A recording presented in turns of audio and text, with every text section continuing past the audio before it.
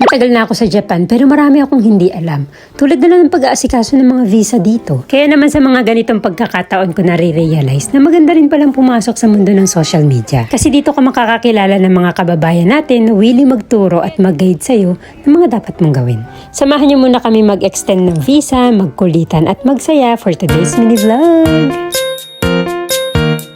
Misaki-chan! Misaki-chan, iko? Minasan konnichiwa, Aira des, your full-time mom here in Japan. So maaga pa lang sobrang happy ko na kasi nga babayaran daw ni Hapon yung utang niya sa akin. Naiintindihan. Hindi ko naiintindihan.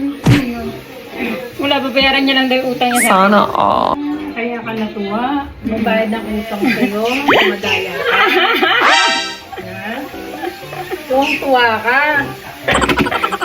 Babayaran niya utang niya sa'yo. Babayaran niya. Ikaw ang may utang. Wala akong utang.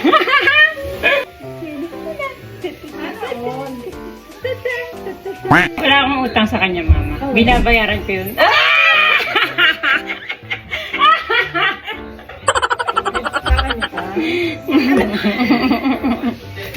Hindi na ba ang bayad?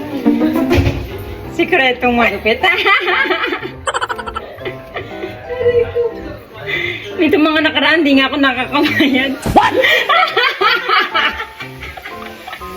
Gabi. Wala ka ng araw, di ka nakabayad. Hindi ako nakakabayad kasi nandito kayo. Pwede ka naman mga. Ayaw, di ba? Ang sama mo! Ang sama! Ang bastos talaga ni mama ko kung ano iniisip niya. Oh my God! Ang sama! Ang sama na ang isip mo! Anong bayad ba yung iniisip mo? Hindi ka nakabayad, hindi mo nakarang araw. Sabi mo kanina, hindi ka Kasi marami tayong gastusin dito mga nakaraang araw, kaya hindi ako nagbabayad. Kala ko kung anong bayad eh. Diba? Ito talaga. Marami tayong lakad, marami tayong expense, kaya hindi ako masyadong nakakabayad. Ay, gano'n. Naku po, tama na ngayon landian kasi kailangan pa natin makabalik ng bahay bago umuwi si Ate Yuichang saka si Kaoru. Kaya ano pang hinihintay niyo? Magsisakay na kayo sa sasakyan? Hala siya, sabi ko magsisakay na natulala pa sa kamatis sa tanim ni Yuichang. Parang ngayon lang nakakita ng puno ng kamatis. Wala bang kamatis sa Pinas? At gusto pa daw mag-uwi ng buto ng nanay ko. Ay, bilisan nyo na't wala na tayong oras. Diyan na nga ako sa sasakyan mag-aalmusal eh. Kape, may lang din.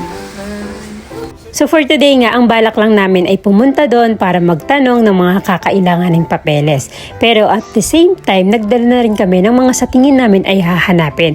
For example, birth certificate ng Kuya Kurt, passport niya, IDs niya, tapos yung mga iba pang papeles na dala niya mula sa Pilipinas. Ako naman on the other hand, nagdala ako ng passport ko, mga IDs ko, at saka lucky kasi meron pa kami mga papel sa bahay na galing City Hall, Juminyo, Kosekitohong, mga income and tax certificate ni Hapon. At saka syempre, dinala ko si Hapon saka yung IDs niya kasi siya yung guarantor namin. Uy, ang galing ni Misaki na patulog niya yung lola at kuya niya. So magsigising na kayo kasi nandito na tayo sa Nagoya Regional Immigration Bureau dito sa Minato. So dito po tayo nagpupunta kapag gusto natin mag-extend ng visa, mag-change ng visa, at pwede rin po tayo ditong kumonsulta kung anong gusto nyong gawin sa buhay niyo. So dito nga sa first floor, nakatanggap tayo ng ganitong klaseng exam at habang sinasagutan ko nga siya gamit ang aking 100% katalinuhan, meron nakakilala sa atin si ate at nagpa-picture nga siya ng konti kasi nga alam mo na sikat tayo.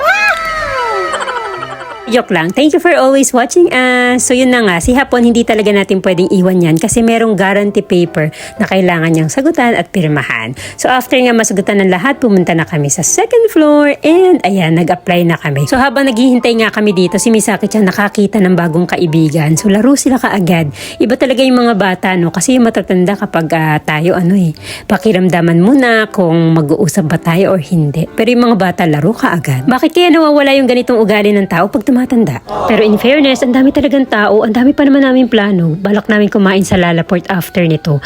Kaso nga lang parang ang tagal-tagal talaga naming tawagin. Si Misaki-chan, iniwan na ng kaibigan niya. Ginawa na ng kuya niya lahat para malibang siya pero boring na siya. Gusto na niya maging basahan. Kaso nga lang nung tinawag na kami, dun ko lang nalaman na hindi pala dapat long term yung in-applyan ko kung hindi change of eligibility. Hindi daw kasi pwedeng lumabas ng Japan for 2 months kapag nag-apply ka ng long term. Pauwi si Kuya Kurt natin this month, diba? Dapat daw pala change of eligibility yung kinuha kinuha ko kasi nga pwede siyang maglabas-pasok sa kahit during the process pwede siyang makauwi ng Pinas. So ayun na nga, tawang-tawa pa kami mag-ina pero kailangan namin maiwan dalawa dito kasi kailangan namin ipa-cancel yung application ng long term. Kaya ayun, iniwan na kami nila hapon dito kasi pauwi na si Yuichang sa Kasikauro sa bahay. Nagkamali ako ng application instead na eligibility. Long term yung in-apply ko sa kanya. Kaya kailangan namin bumalik next week. Oh my God! Nakakalungkot. Pero okay lang kasi pupunta kami Lalaport. Let's go! Let's go! After namin makancel yung application, sabi ni Hapon susunduin niya kami dito sa immigration para lahat kami ay pupunta sa Lalaport. Pero nagpresenta yung nanay niyo. Sabi ko sa kanya, wag na. Kami na lang ni Kurt ang pupunta sa Lalaport, doon na lang tayo magkita-kita. Kaso nga lang pagdating dito sa train station, saka ko lang na-realize na hindi pala ako marunong mag-commute. At kahit anong tingin natin sa mapa na yan, anak, hindi natin maintindihan dahil hindi natin alam ang pangalan ng mga lugar. Idagdag mo pa ang walang katao-taong station na to. Mabuti na lang merong isang mabait na Haponesa na nakapansin na naliligaw kami dito sa Japan. Sa kanya nga namin nalaman na hindi pala pupuntang Lalaport itong tren na to. Kaya naman nagtanong kami dun sa isang matandang babae sa ilalim ng tulay kung saan yung bus papuntang Lalaport at itunuro naman niya sa amin. Inumin? Paano pag hindi inumin gusto ko? Anong gusto mo pagkain? Yes. Okay. Ako gutom. Ewan ko ba bakit kasi kami takbo ng takbo? Nauhaw tuloy kami at nagutom na si Kuya Kurt natin. Kaya naman pumasok muna kami dito sa Family Mart na katabi ng immigration nang biglang may kumalapit sa akin. 茶屋のイオンと勘違いしたけど、こっち側ね、ララポートはこっち側ね、こっちですかこっち側のバス停。また、誰かに聞いてみて。わかりました。こっち側ね。ありがとうございます。ありがとうございます。 Ang bait talaga ng mga Hapon, no? Hinabol niya pa talaga kami. So binayaran niya lang namin itong mga pinamili namin, uminom lang kami ng konti at pumunta na kami sa pinakamalapit na bus stop. Pero dahil nga po first time nating sasakay sa bus na to at 7 taon na po tayong hindi nagko-commute gamit ang bus, kailangan nating malaman kung anong bus yung sasakyan natin at kung saan tayo i-stop. Kaya naman naghanap kami na mapapagtanungan. Ayun si ating naka-white. Noong una nga hapon-hapon pa ako eh. Tapos napansin ko parehas pala kaming Pilipino. Thank you for teaching us kung saan kami sasakay at saan kami bababa. Honto ni arigato. Ingat sa biyahe mo. Kaya naman naupo na lang kami dito saglit hanggang sa dumating yung bus na hinihintay namin. Lalaport minato nito. Kanay. Teka nga, checkin natin ulit. Baka kanina pa sila sa Lalaport. Hanggang ngayon nandito pa rin tayo. Yan yung bus. The bus is coming. The bus is coming. Bus! Bus is coming to town.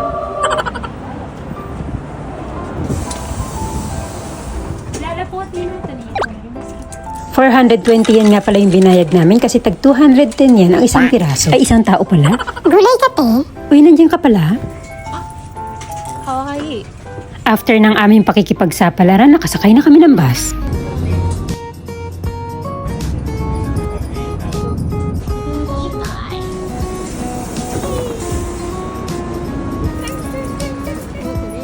Lalap. Lahat ng gusto ko.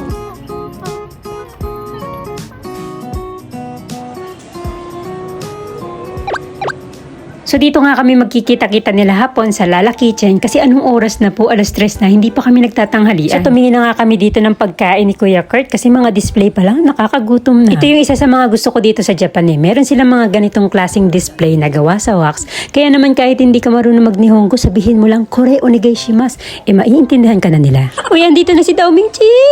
Sa isang sulat mo ay nabihag ako para bang himala ang lahat ng Naku po, kumain na nga tayo. Gutom lang yan.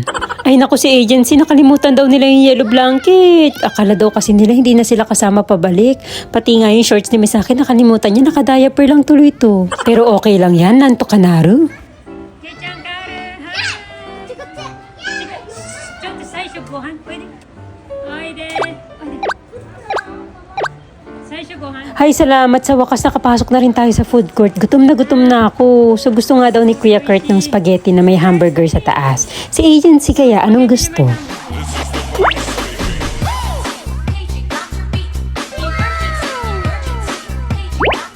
So yun na nga, umorder na tayo. So ito nga pala yung napili ng mga bata, yung Juan Pan. So sumikat to dito sa social media, kaso nga lang, hindi pa namin to natitikman. Si Kuya Kurt naman, nagbago yung isip niya, ito na lang daw cheese hotdog yung gusto niya. Ako naman umorder ng ramen, si Misaki Chang naman, pagkain na lang siguro ng ibon. Nagiging uwak na eh. So ito nga pala yung mga in-order namin. So ako ramen, mukhang masarap. Ito naman kay Yuchang saka kay Kaoru yung Juan Pan na punong-puno ng cheese sa loob. Si Misaki Chan naman itong pickles na lang daw ni Lola. Pero hindi, susubuan na lang daw siya. Ang dami kasi nung order niya. Si Kuya Kurt naman natin itong cheese hotdog na walang hotdog sa loob. Kaya naman na-disappoint siya. Kaya bumili pa siya ng isa. At para nga makakain kami na maayos, iniwan ko tong tatlong to dito sa palaruan sa food court. Bahala kayo mag-wrestling dyan. Gutom na ako dyan. Gusto ko pa kasing i-enjoy itong napakalinamnam at napakalambot na karin ng ramen na ito. Tignan nyo naman. So ayun, nakatakas nga tayo dun sa tatlong Maria. Hindi naman tayo nakatakas kay Kuya Kurt. Ano ba ulit yung domo? Domo, parang, thank you. Nanay, ano yung isang Japanese siya, nagsisimula siya sa M? Ano ba yan? Gusto ko lang naman kumain. Ba't ako bigla napasabak sa Pinoy henyo? Anong sasabihin niya in Tagalog? Kamusta ka? How are you? Ano tawag doon? Alternative sa Genki desu ka? Uy guys, tulungan niyo na ako. Ano bang sagot dito? Yung native way ng pagkasabi ng how are you. Hanggang ngayon, beginner ka pa lang sa Japan. Japan.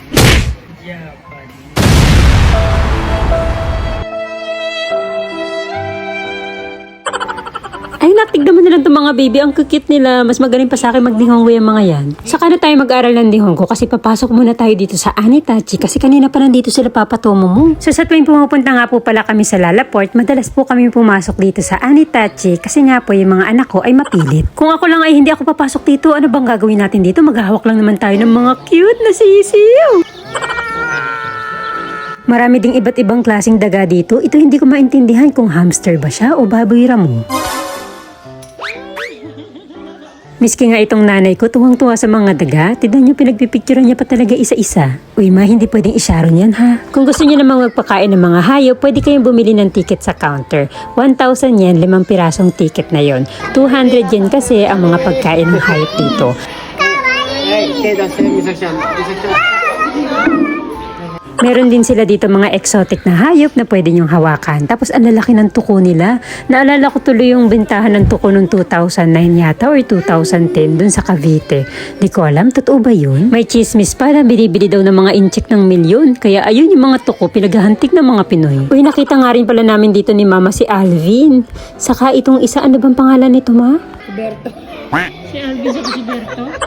Marami nga rin pala dito mga iba't ibang klaseng ibon na pwede nyong hawakan. Tapos yung isa nga dito, kamukhang-kamukha ni Pichang namin. Kaso lang ang nakakalungkot yung ibang pumupunta dito, hindi maganda yung intensyon sa mga hayop dito. Ito, pamprito oh. Gusto mo prito natin? Naku po, patay tayo dyan. Iba na naman ang isip ng nanay ko sa mga hayop dito. Bakit ba naman kasi lahat gusto niyang kainin? Kaya naman para matigil na siya, ipinasok siya dito.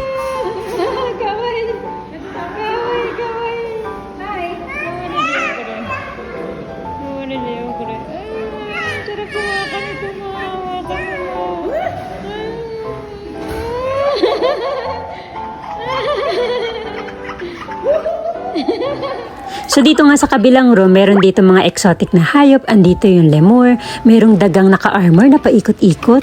Nakalimutan ko yung pangalan niya, Gomen. Meron din ditong sloth, malalaking rabbit, at saka capybara na naliligo sa syalang bathtub. So lumabas na nga ako dito, tapos iniwan ko na si Hapon kasi magpapatulog pa kami ni Kaoru-chan ng sisiw. Kaso nga lang bigla naman siyang dumating, tas kunento niya to sa akin. くださいって言って、はい、じゃあこれですって言ったら、3匹ドワッて背中に乗ってきて、じゃあ Uy, may chismosa. Kala mo naman naiintindihan niya. Siyempre, hindi natin palalagpasin yan. Tara, itry natin.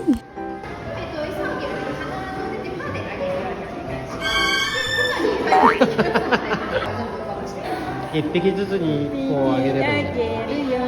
Habang hinahawakan ko sila, habang pinapakain ko sila, sobra talaga yung saya na nararamdaman ko. Sobrang lambot nila, sobrang cute nila. Kaya naman talaga sabi ko sa sarili ko, kailangan maranasan to ng nanay ko.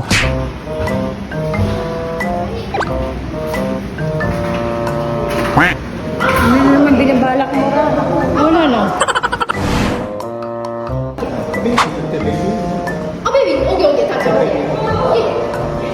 ざるさんね。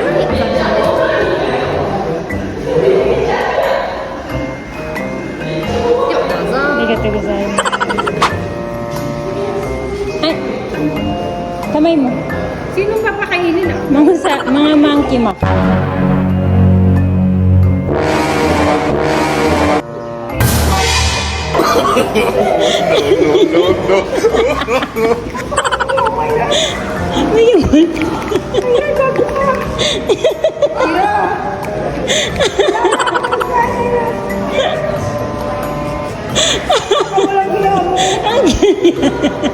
Ang cute niya.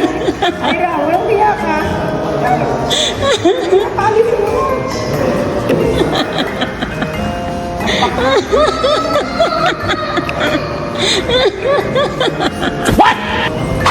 Naku po, lumayas na nga tayo dito bago tayo maitakwil ng nanay ko. Pero sa mga gagawin dito sa Lalaport Minato, make sure na itry nyo to kasi talaga mag-i-enjoy kayo. Bago nga kami umuwi, dinaan ko muna si Kuya Kurt dito sa ABC Mart para ibili siya ng bagong sapatos. Kasi malapit na nga daw yung pasukan, pero itong sapatos yung napili niya. Ewan ko sa kanya, bahala siya, gusto niya yan eh.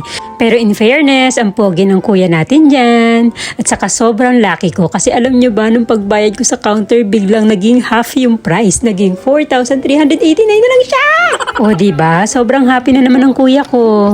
Uy, agency, saan ka pupunta? Sabi ko, pauwi na tayo. Natalisod ka pa dito sa namumulang sale ng H&M. Pero in fairness, sobrang baba talaga ng price nila kapag ka nagsisale dito. Tignan nyo nga kung magkano to. Naku po, mahal yan. Abay, may napili na ang ating mudra.